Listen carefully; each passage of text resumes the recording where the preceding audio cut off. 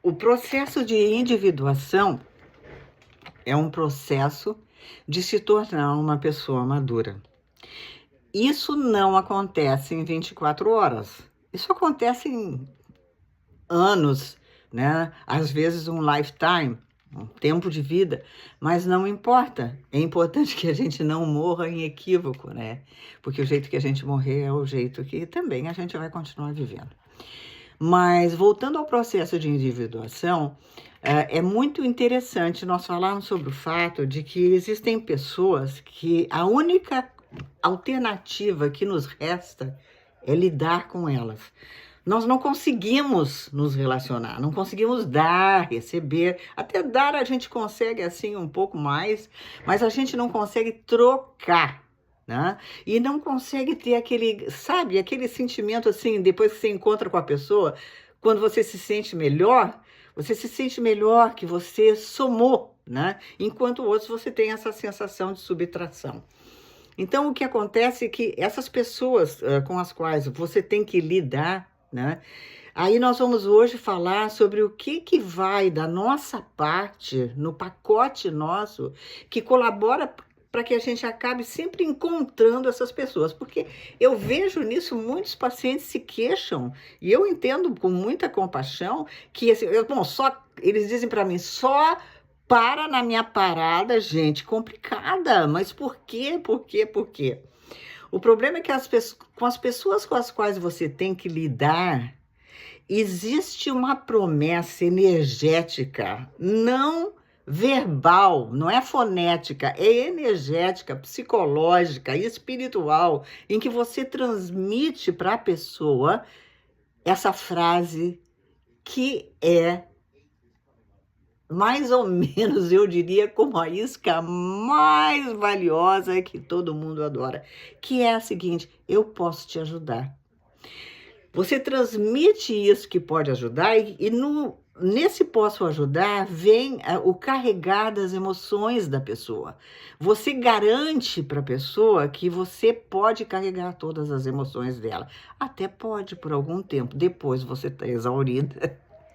Porque essas coisas não funcionam assim. Mas o que mantém? O que mantém você com a gasolina suficiente para aguentar uma pessoa com a qual você tem que lidar? E por que você está preferindo ficar com essas relações inconscientemente do que criar relações e conexões genuínas? É que na promessa do posso te ajudar, se essa é uma isca para ele, também é para você. É porque no fundo, você está orgulhoso de você mesmo, orgulhosa, pelo fato de você poder ajudar.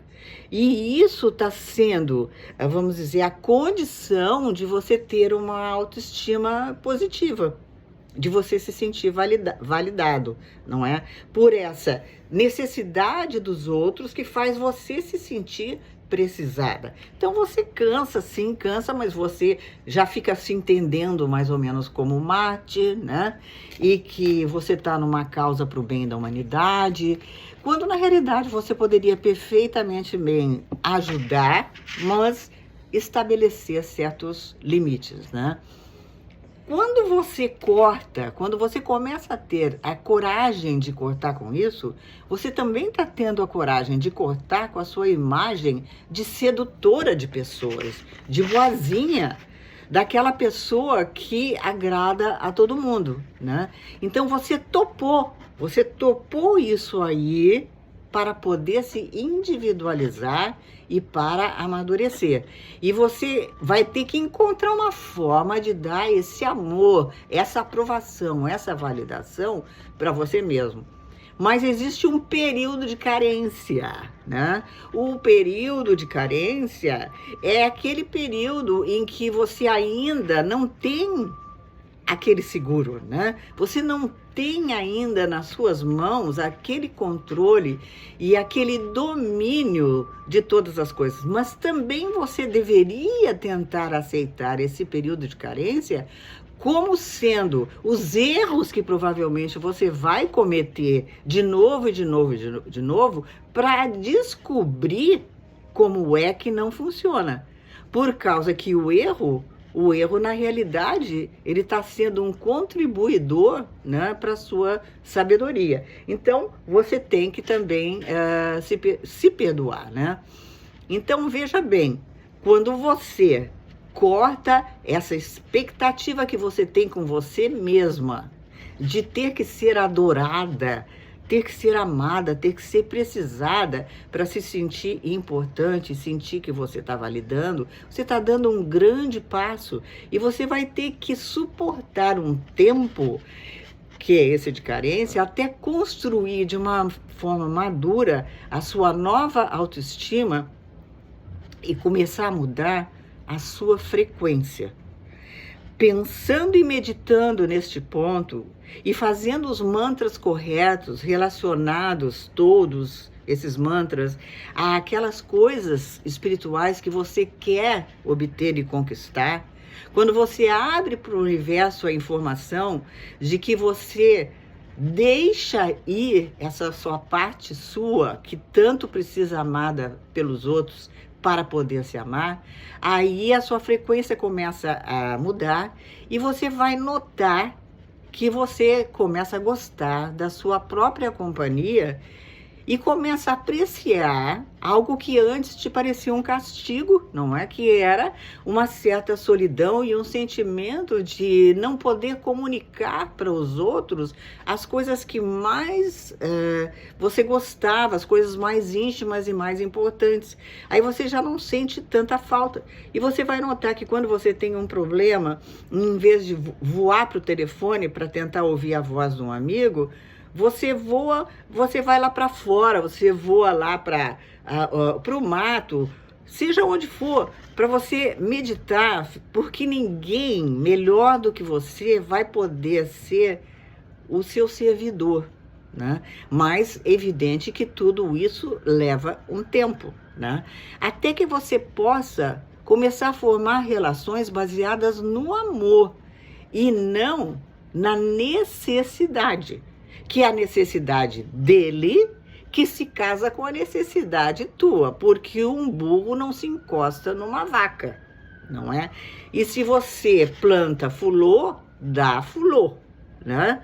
Então, você tem que pensar que este período em que você está abrindo mão, você não está perdendo a você mesmo. É que para que você tenha esta mudança, você tem que subtrair um pouco aquele lixo emocional que você construiu desde pequeno, ideias erradas de aprovação. Aí você começa, pouco a pouco, a se tornar uma pessoa completa, uma pessoa inteira, e haverá, então, nessa tua frequência, uma tendência muito grande de encontrar pessoas que sentem a mesma coisa e que apreciam limites nas relações, o respeito mútuo, a misericórdia, que respeitam as fronteiras, que antes de você falar que não pode, eles já adivinham que talvez você não possa, e é aí que você vai encontrar vamos dizer assim, almas que podem visitar a tua intimidade e você a intimidade delas, né? E que vão te dar nessa relação um senso de valor verdadeiro e não um valor por aquela pessoa que não consegue se dar valor e precisa muito que os outros apreciem. Então você passa a ter uma escolha consciente e nunca mais você vai entrar naquela relação que é uma exploração mútua. É você explorando a pessoa para se sentir meritosa, né? Ela te explorando em cada fase da vida dela para que ela se sinta bem como uma usuária e, na realidade, fica muito difícil porque a gente esconde atrás disso aquela ideia assim, não, mas eu vou ensinar ela a pescar, eu não vou dar o peixe. Isso acaba não acontecendo porque ela, tendo sempre a você daquela forma, ela vai entender e vai formar o conceito na cabeça dela que só com esse tipo de exploração ela pode se sentir bem. Então, assim, eu vou fechar hoje a nossa conversa com uma coisa muito importante que eu estava lendo outro dia, que o Deus, ele não nos criou para ser a maioria. né? Então, aguentem esse período em que vocês vão se sentir mal, incompletos, faltando um pedaço, sem saber, porque quando você larga aquela metodologia afetiva familiar que você usou durante tanto tempo e tantos anos, você se sente desnudo, você se sente sem nada.